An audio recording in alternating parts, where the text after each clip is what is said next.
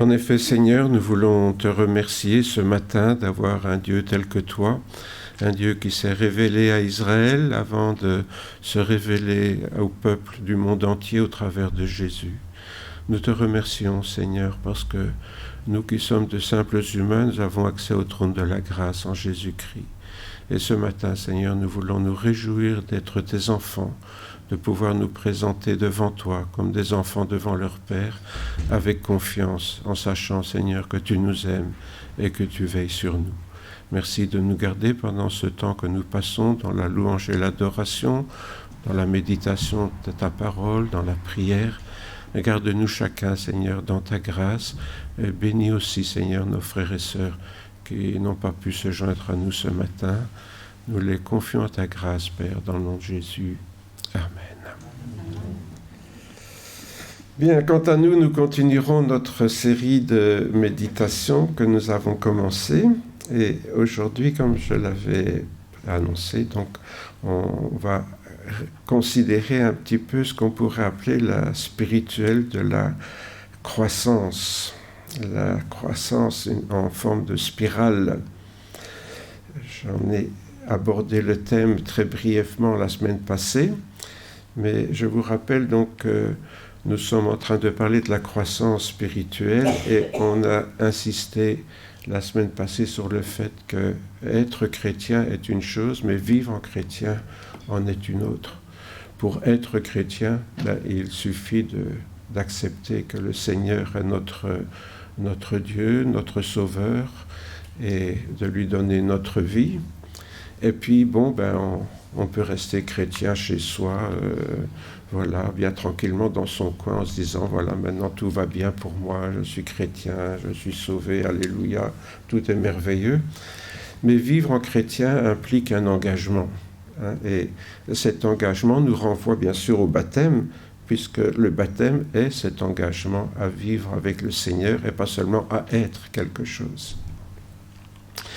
Dès lors, il n'existe aucun progrès spirituel qui ne commence par une conviction de péché. Et je le disais la fois passée, souvent on pense que la conviction de péché, on l'a une fois pour se convertir et puis après on n'en parle plus.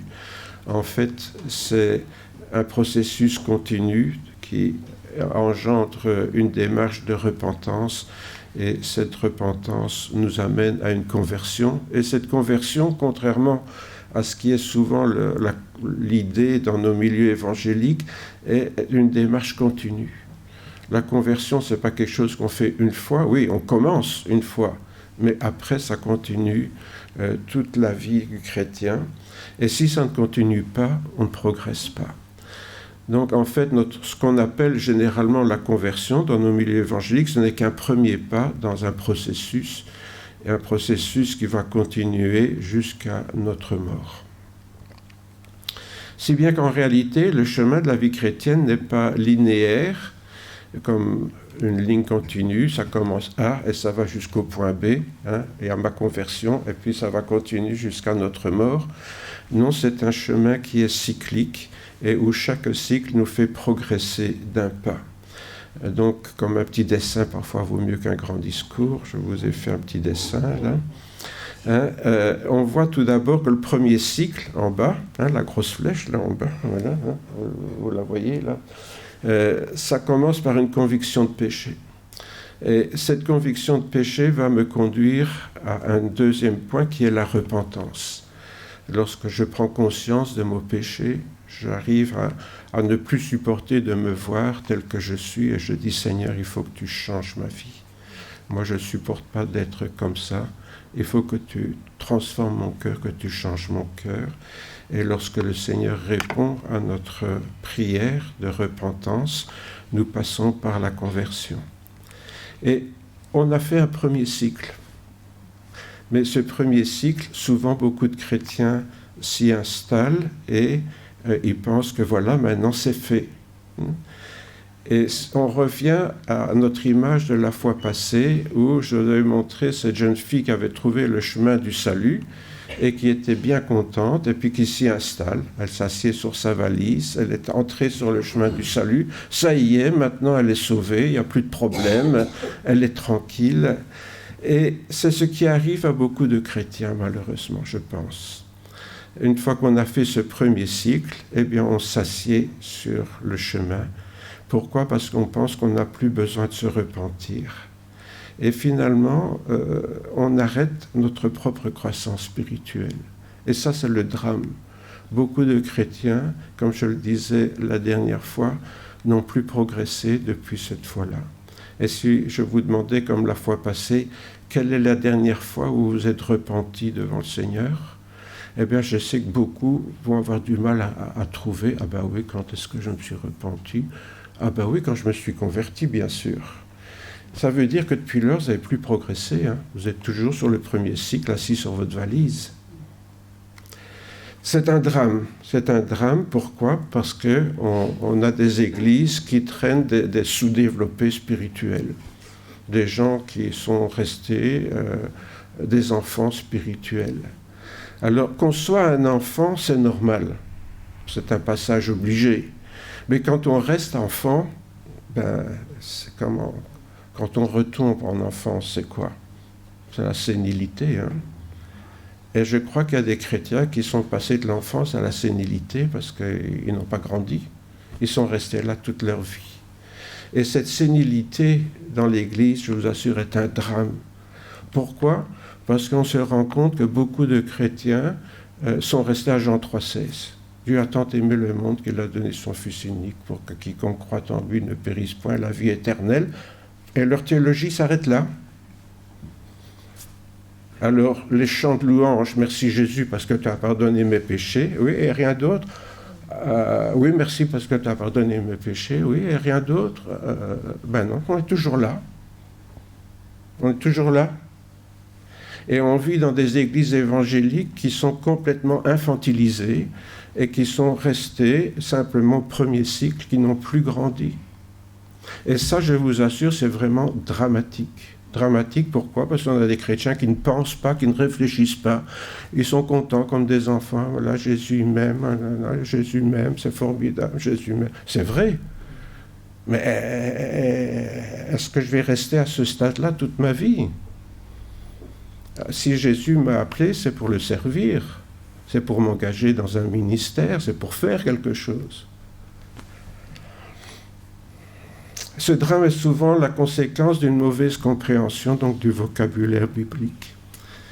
On a mal compris ce que ça veut dire et finalement on conduit les chrétiens sur toutes sortes de chemins de traverse.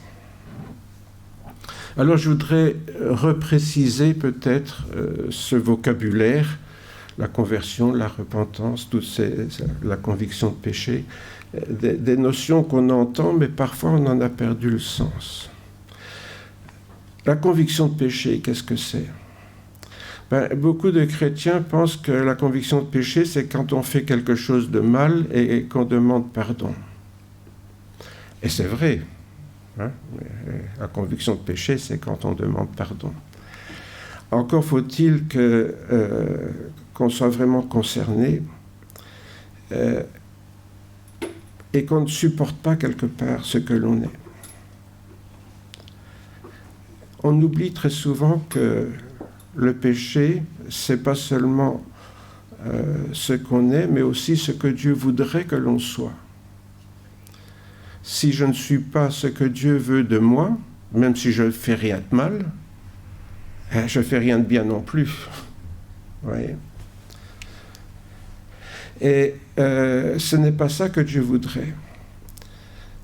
Parce que notre conviction de péché, ça concerne surtout notre nature charnelle, le fait que nous fonctionnons en fonction de nos émotions, de nos passions, et qu'on ne travaille plus, on ne vit pas en fonction de ce que le Seigneur attend de nous.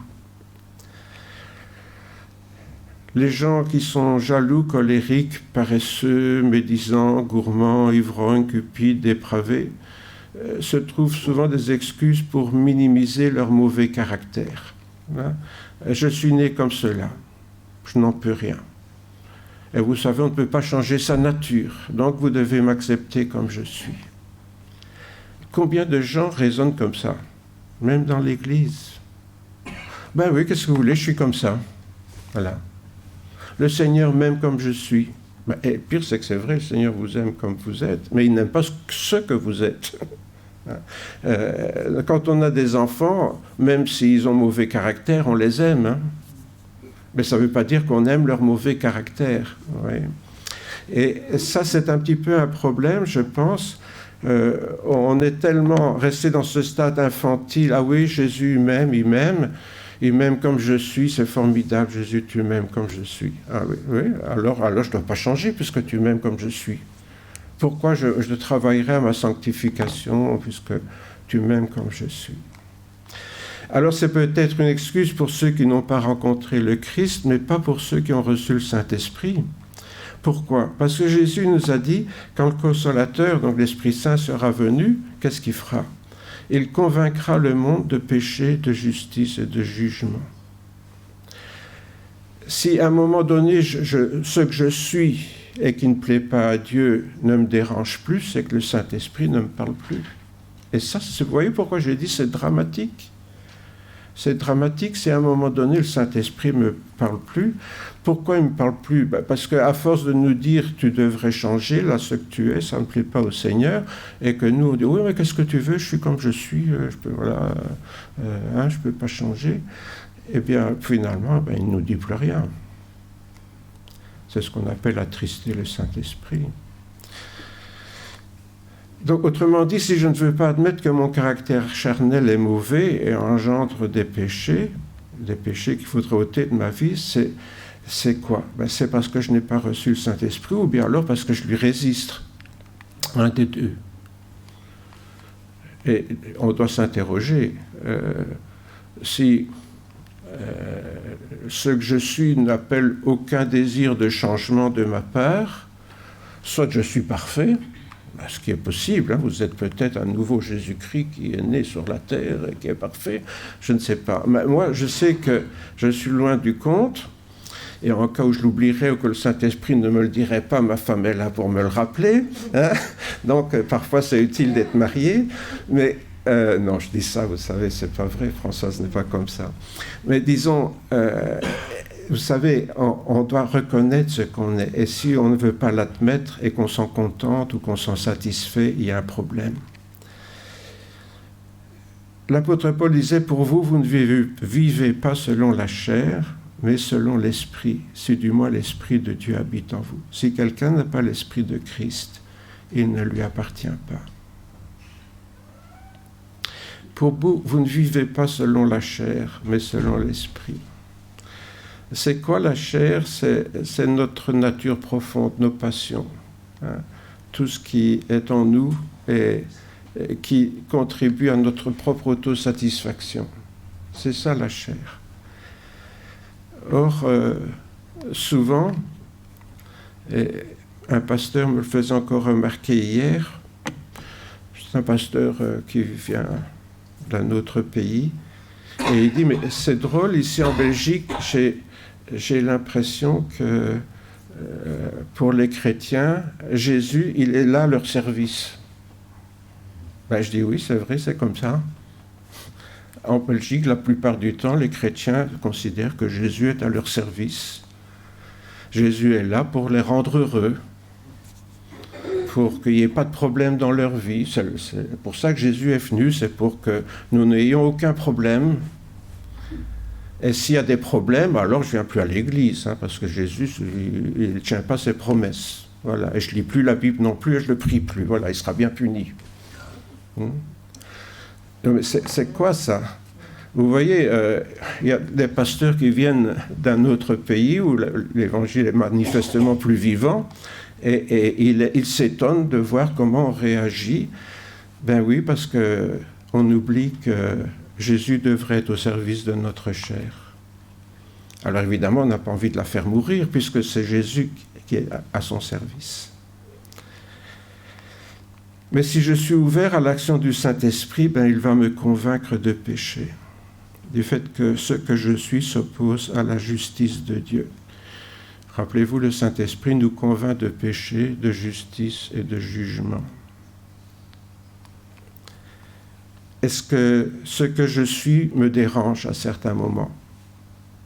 Ou parce que je n'ai aucun problème avec ma personnalité, avec ce que je suis. Ah, si tout le monde était comme moi, les choses iraient beaucoup mieux sur la terre. Vous n'avez jamais entendu des gens qui vous disent ça? Si tout le monde était comme moi, la terre serait un paradis terrestre. C'est la première étape de la spirale, c'est quand, à un moment donné, ce que nous sommes nous dérange. Ça ne veut pas dire que tout ce que nous sommes nous dérange, parce que le Saint-Esprit, il progresse, il nous montre une chose à la fois pour ne pas nous décourager. Parce que si on voyait tout d'un coup, on serait un peu suicidaire. Mais donc, le Saint-Esprit va nous montrer, au fur et à mesure qu'on avance, certaines choses. Et c'est là qu'on fait chaque fois un nouveau tour qui commence. Mais progressivement, le Saint-Esprit va nous montrer des choses et va nous dire, oui, ça c'est réglé, d'accord, mais il y a encore ça maintenant. Et puis quand on aura fait cette étape-là, il va nous dire, c'est très bien, mais maintenant il y a encore une étape. Et vous voyez, ça continue comme ça. La repentance. La conviction de péché, c'est quand je découvre ce que je suis. La repentance. Ici encore, beaucoup de chrétiens s'imaginent se repentir, c'est demander pardon à la personne qu'on a offensée. Et encore une fois, c'est vrai, quand on a fait quelque chose de mal, on demande pardon à la personne. Quand maman dit à son enfant, demande pardon à la dame que tu viens de bousculer. Pardon, madame. On sent que cet enfant est vraiment profondément meurtri par l'attitude qu'il vient d'avoir. Ça, c'est pas la repentance. Pourtant, cet enfant a demandé pardon à la dame. Ah ça, et c'est un enfant bien poli, bien élevé. Il a demandé pardon. Mais c'est pas ça la repentance. Bien sûr, ça fait partie de la repentance de demander pardon. Mais la repentance, c'est quand on est gêné, qu'on a honte, qu'on a envie de se mettre un sac sur la tête tellement on est honteux, ou qu'on n'ose plus se regarder dans le miroir. C'est ça la repentance. C'est quand on est gêné par ce qu'on est, que ça nous dérange. Parce que tant que ça ne nous dérange pas ce qu'on est, pourquoi on changerait? C'est à partir du moment où ça nous dérange qu'on a envie de changer. Parce que même si je vois ce que je suis, ben oui, je suis né comme ça, voilà. Si vous n'êtes pas content, adressez-vous à mes parents, c'est eux qui m'ont fait, voilà. Vous voyez, on prend conscience qu'il y a quelque chose qui ne va pas, mais ça ne nous dérange pas. La repentance, c'est quand ça nous dérange. Quand on ne supporte plus d'être comme on est. Est-ce que ça vous arrive? Je ne sais pas. Moi, je sais que ça m'est arrivé souvent. Mais de ne plus supporter ce qu'on est. Et on est dévasté par une conviction de péché qui nous remplit de honte et de désespoir. Est-ce que c'est normal qu'un chrétien perçoive ça quand il est converti? Est-ce que c'est normal qu'un chrétien spirituel ressente ça? Oui, et j'en ai un exemple bien sûr avec l'apôtre Paul qui dit « Ce qui est bon, je le sais, n'habite pas en moi, c'est-à-dire dans ma chair. J'ai la volonté, mais je n'ai pas le pouvoir de faire le bien. Car je ne fais pas le bien que je veux et je fais le mal que je ne veux pas. » Vous avez jamais expérimenté ça? Mais qu'est-ce que j'ai encore fait là? Qu'est-ce que j'ai encore fait là? Pourquoi j'ai dit ça? Pourquoi j'ai fait ça? L'apôtre Paul a connu ça. L'apôtre Paul a connu ça. Et puis il continue un peu plus loin. Selon l'homme intérieur, je prends plaisir à la loi de Dieu, mais je vois dans mes membres une autre loi qui me rend captif de la loi du péché qui est dans mes membres. Misérable que je suis, qui me délivrera de ce corps de mort? L'apôtre Paul prend conscience de sa nature charnelle et combat la nature divine qui est pourtant en lui. Oui, le Saint-Esprit habite en lui. Oui, la loi de Dieu est dans son cœur et dans sa vie, mais elle est sans cesse confrontée à une autre loi qui est sa vieille nature, sa nature charnelle. Et il dit, qui me délivrera de ce corps de mort? Et bien sûr, il a la réponse. Grâce soit rendue à Dieu par Jésus notre Seigneur. Heureusement, il y a la réponse. Heureusement, il y a la réponse. Alors, vous voyez ici, on n'est plus devant un bébé spirituel ici. On est devant des chrétiens, comme l'apôtre Paul, des hommes et des femmes qui sont spirituels, mais qui sont des hommes et des femmes responsables. Vous voyez, ce n'est plus l'enfant qui dit « Ah, merci Jésus parce que tu es mort pour mes péchés ». Sous-entendu, bon, tu sais, chez moi, tu n'as pas eu beaucoup de travail, il n'y avait pas grand-chose à pardonner. Hein, vous voyez. Mais ici, on est devant quelqu'un qui est mature et qui ne supporte plus la moindre petite barrière qui est entre lui et Dieu, entre lui et son Seigneur. Et pourtant, on ne peut pas imaginer que l'apôtre Paul a fait des choses très graves. Est-ce qu'il a tué quelqu'un? Est-ce qu'il a dévalisé une banque? Est-ce qu'il a couché avec la femme d'un ancien dans une église? Est-ce que, je ne sais pas, est-ce qu'il a fait des trucs monstrueux? Non, on peut imaginer, c'est ce qu'il est qui le dérange quand il prend conscience que sa nature profonde ne répond pas aux attentes du Seigneur, à l'image qu'il a pour modèle et qui est l'image de Jésus-Christ. Comme tout chrétien spirituel, donc l'apôtre Paul est désespéré par le conflit qui oppose sa nature charnelle à sa nature spirituelle. Il y a un conflit là, et l'apôtre Paul en prend conscience. Alors, est-ce que l'apôtre Paul se satisfait d'avoir un jour rencontré Jésus sur le chemin de Damas? Oui, il va en témoigner de sa conversion. Il le fera même devant des païens, même devant des notables. Il va témoigner de sa conversion, comment il a rencontré Jésus, comment le Seigneur a changé sa vie. Mais au cours de sa vie de chrétien spirituel, ça n'a pas empêché de repasser par des moments de repentance et de désespoir par rapport à sa nature charnelle. Et bien sûr, comme je viens de le dire, il rend grâce à Jésus-Christ parce qu'il découvre dans le sacrifice de Jésus celui qui pardonne les péchés. Jésus leur ouvrit l'esprit afin qu'ils comprennent les Écritures. Il leur dit, « Ainsi il est écrit que le Christ souffrirait, qu'il ressusciterait des morts le 3e jour, et que la repentance et le pardon des péchés seraient prêchés en son nom à toutes les nations. » La repentance et le pardon des péchés. Jésus l'a annoncé à l'avance. Seule la repentance peut entraîner le pardon des péchés.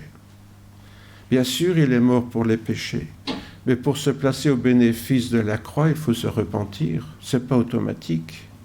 Et ce n'est pas en disant à Jésus, ah oui Jésus, si j'ai commis des péchés, ça se pourrait, tu sais, je ne suis pas parfait, mais enfin si j'ai commis un péché, pardonne-moi. Hein.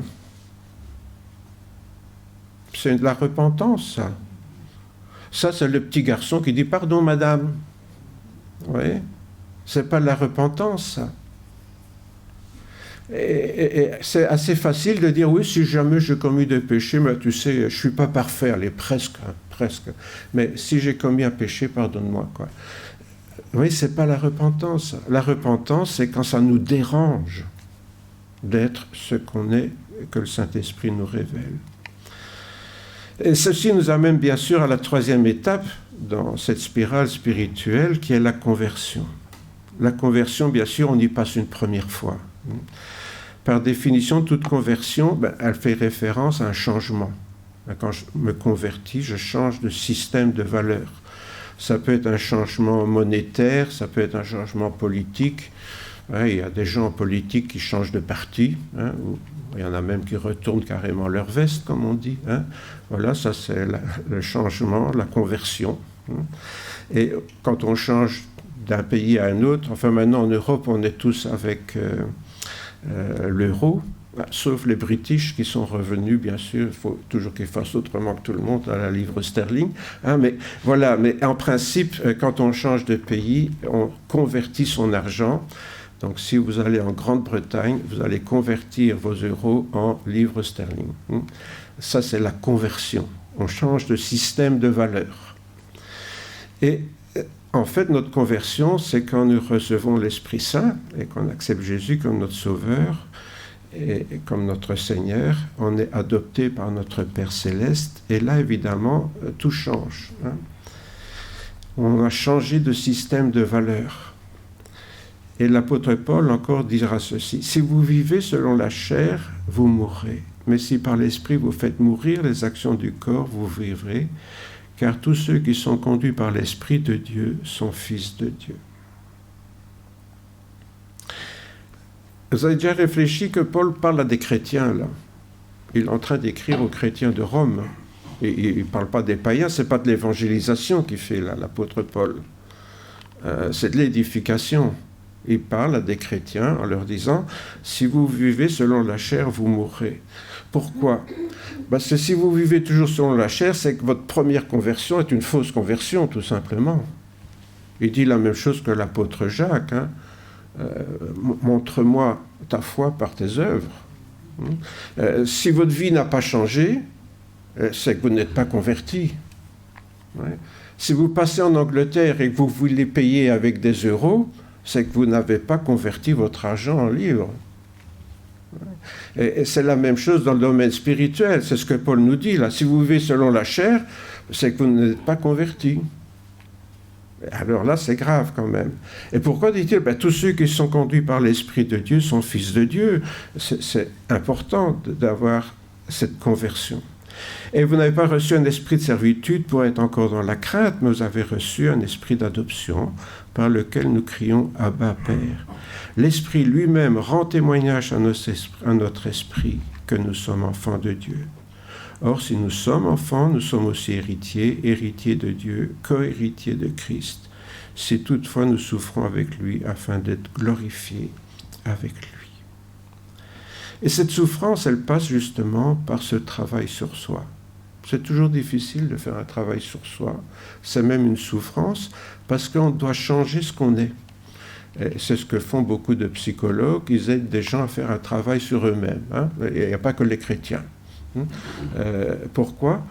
Parce que la personne est mal dans sa peau, alors le psychologue va l'aider à faire un travail sur elle-même pour pouvoir évoluer et pouvoir accepter certaines choses dans sa vie et vivre avec, ou peut-être les modifier, ce qui est le cas plus particulièrement des chrétiens, parce que tout seul, tout ce qu'on peut faire, c'est accepter ce qu'on est. Très difficile de le changer. Il n'y a que le Saint-Esprit qui peut nous changer quand on lui demande. Il ne nous violera jamais. Ne croyez pas que le Saint-Esprit va vous ôter un péché de votre vie si vous ne lui demandez pas. Il nous respecte. Tu es bien avec ton péché, tu vis avec ton péché. Alors ne me demande rien. Dès lors, en devenant chrétien, on accepte le principe d'un changement de valeur temporelle en valeur spirituelle. Je vous ai mis une petite machine là qui change les choses, les dollars en petites colombes spirituelles. Ça veut dire on passe d'un système temporel, matériel, à un système spirituel. Et il faudra toute une vie pour qu'il devienne effectif, ce changement. Pourquoi? Parce que comme l'apôtre Paul, nous traînons derrière nous des casseroles qui sont notre nature charnelle, et notre attachement aux choses terrestres. Et petit à petit, il faudra transformer ça en attachement pour les choses spirituelles, en tout cas au niveau des priorités dans notre vie. Et donc ce changement de valeur matérielle en valeur spirituelle, c'est quelque chose dont on accepte le principe quand on se convertit la première fois, mais on accepte le principe, mais maintenant il faut passer aux actes, et ça va être une progression de toute une vie. Jésus, vous le savez, disait « Ne vous amassez pas des trésors sur la terre, où la teigne et la rouille détruisent, où les voleurs percent et dérobent, mais amassez-vous des trésors dans le ciel, où la teigne et la rouille ne détruisent point, où les voleurs ne percent ni ne dérobent, car là où est ton trésor, là aussi sera ton cœur. » C'est ça le problème. C'est notre changement de système de valeurs. Qu'est-ce qui est important pour nous? Notre trésor spirituel ou notre trésor matériel? Et une manière assez facile de le savoir, c'est pourquoi est-ce que vous priez? Quels sont vos sujets de prière habituels? Votre progression spirituelle avec le Seigneur ou vos problèmes matériels quotidiens? C'est facile de savoir où est notre préoccupation. Pourquoi est-ce qu'on prie? Alors, vous répondez, moi je ne réponds pas à votre place. Mais si vos préoccupations, c'est vos petits problèmes quotidiens, problèmes financiers, problèmes de couple, problèmes d'éducation des enfants qui n'étudient pas bien, ou que sais-je, moi, les fins de mois difficiles, etc., bien sûr, c'est un souci.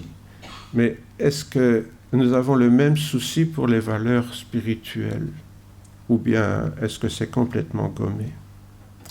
Jésus dit, nul ne peut servir de maître, car il haïra l'un ou aimera l'autre, ou il s'attachera à l'un ou méprisera l'autre. Vous ne pouvez servir Dieu et Mammon. Les valeurs matérielles et les valeurs spirituelles sont définitivement incompatibles. Pourquoi? Bien, parce que le Seigneur nous dit, cherchez premièrement le royaume de Dieu, le reste vous sera donné en plus. Alors, soit on croit cette parole de Jésus, soit on ne la croit pas.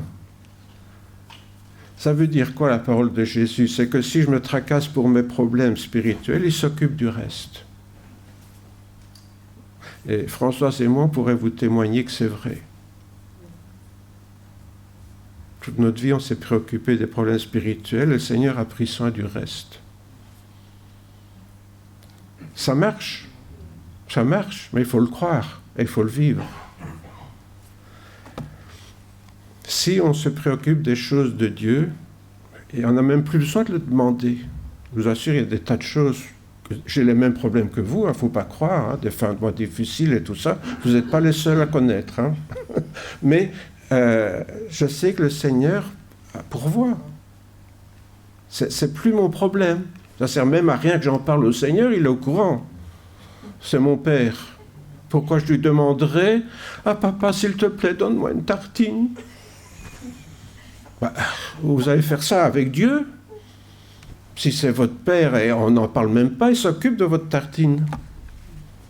Vous, préoccupez-vous des choses du Seigneur. C'est pourquoi je vous dis, ne vous inquiétez pas pour votre vie, de ce que vous mangez, ni de votre corps, de quoi vous serez vêtus. La vie n'est-elle pas plus que la nourriture et le corps plus que les vêtements? Alors Jésus nous donne l'exemple du lys des champs, des oiseaux du ciel, etc. Je passe. Qui de vous, par ses inquiétudes, peut ajouter une coudée à la durée de sa vie? Ne vous inquiétez donc pas, dites pas que mangerons-nous, que boirons-nous, de quoi serons-nous vêtus? Car, dit Jésus, ces choses, ce sont les païens qui les recherchent. Vous vous rendez compte ce que Jésus nous dit là? Et Jésus ne nous parle pas de superflu ici, il ne nous parle pas du nouveau GSM ou quelque chose comme ça, il nous parle de choses basiques, la nourriture, le vêtement, le toit sur la tête, et il dit, et ça c'est les païens qui se tracassent pour ça. Vous n'avez pas à vous tracasser de ça. Pourquoi? Parce que si vraiment Dieu est notre Père. Or le problème, vous voyez, nous disons, oui, Dieu est mon Père, mais on est tout le temps en train de le tracasser avec ces choses-là, et le prier pour ça. Mais est-ce qu'il est notre Père ou est-ce qu'il n'est pas notre Père? Si il est notre Père qui prend soin de nous, ça ne sert même à rien de lui en parler. Est-ce que vous attendez que votre enfant vous supplie de vous redonner à manger pour lui donner à manger? Il n'y a aucun parent qui fait ça.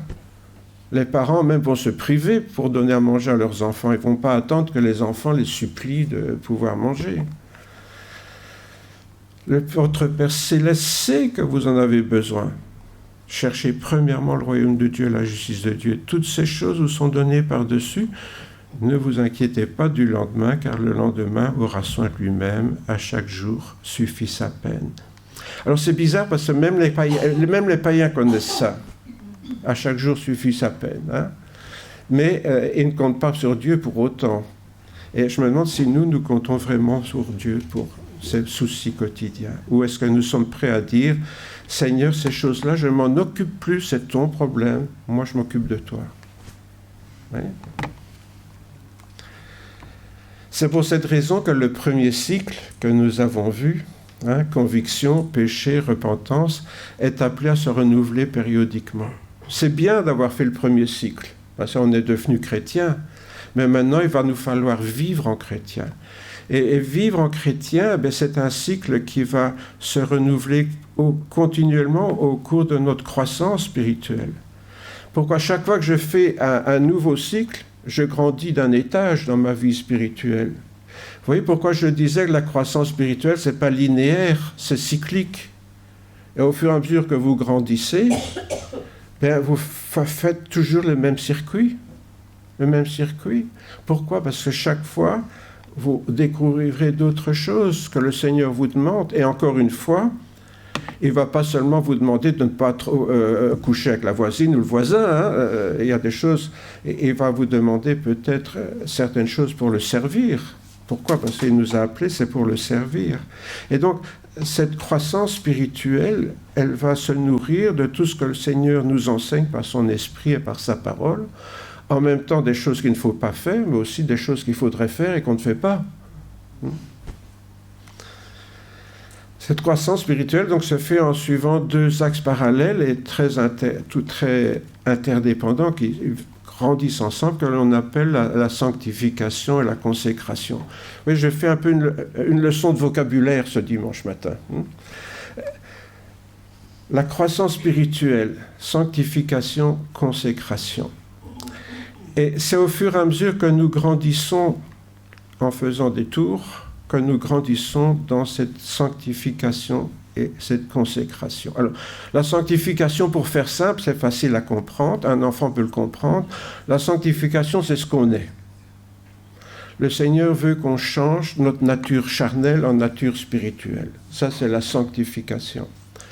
Mais si je change ma nature spirituelle en nature, ma nature charnelle en nature spirituelle, ce que je vais faire va changer. Mon engagement va s'approfondir. Et ça, c'est la consécration. Être consacré à Dieu, c'est le service. Qu'est-ce que je fais? Qu'est-ce que je fais?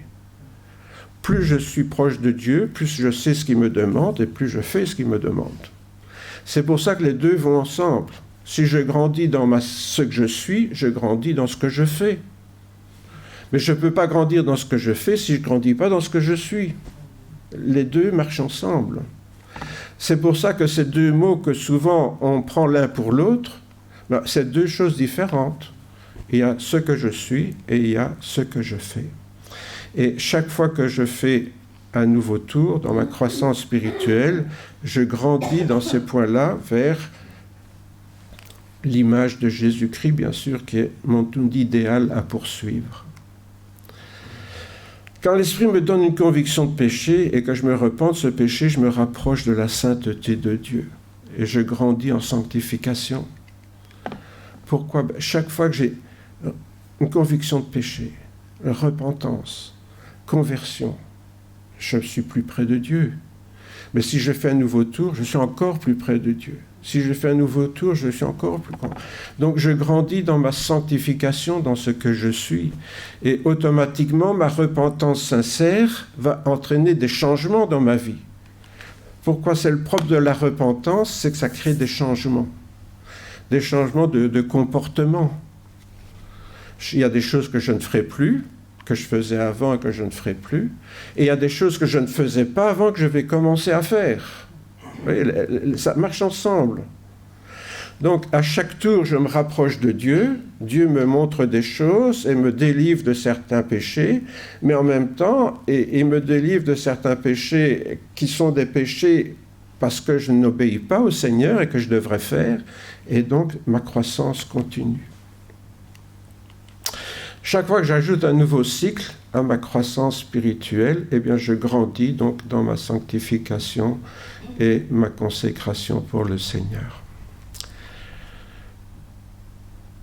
L'apôtre Paul, encore lui, disait « Nous ne perdons pas courage, car même si notre homme extérieur s'est détruit, notre homme intérieur se renouvelle de jour en jour.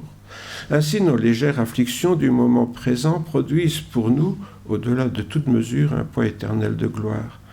Parce que nous regardons non point aux choses visibles, mais à celles qui sont invisibles, car les choses visibles sont passagères et les invisibles sont éternelles. » Notre être intérieur qui se renouvelle de jour en jour.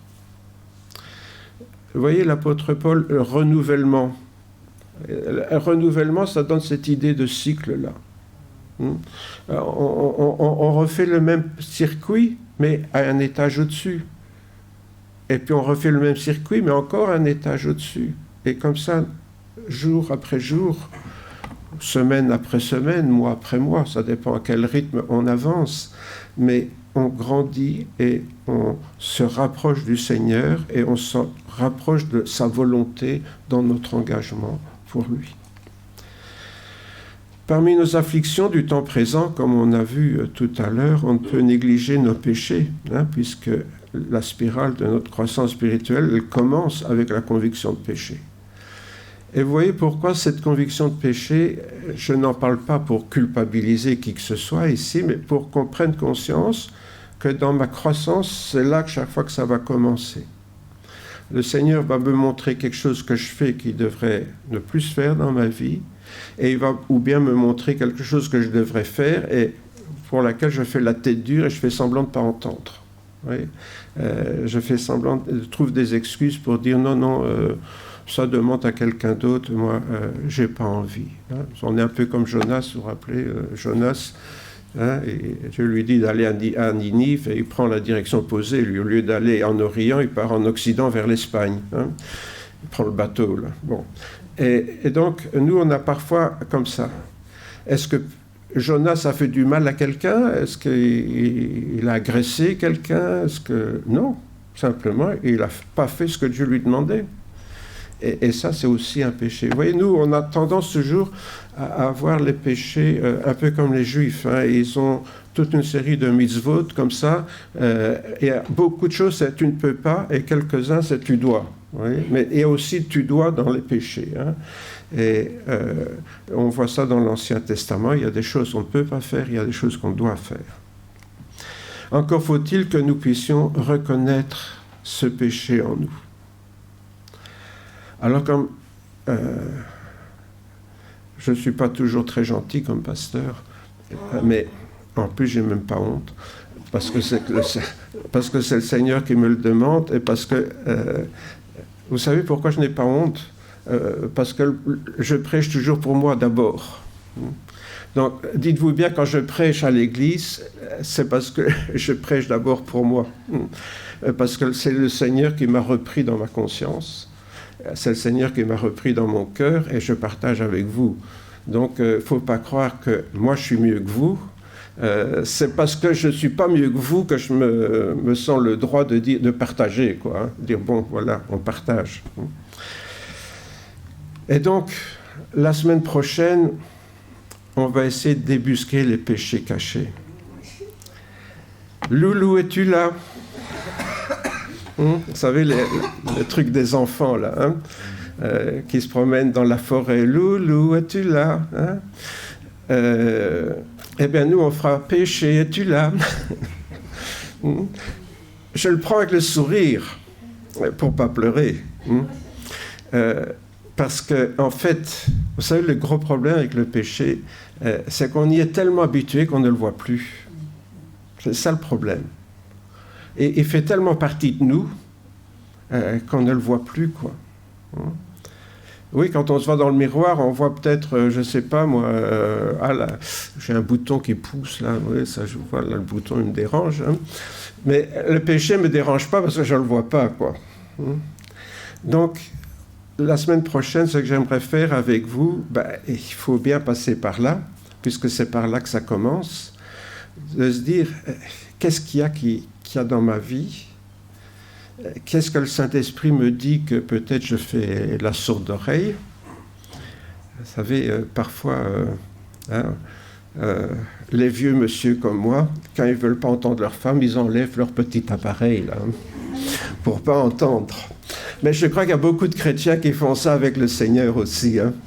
Quand le Saint-Esprit veut leur parler, on enlève notre petit appareil et on dit « Ah, je n'entends rien, Seigneur, je n'ai pas entendu. » Eh bien, la semaine prochaine, on verra ça ensemble, si vous le voulez bien.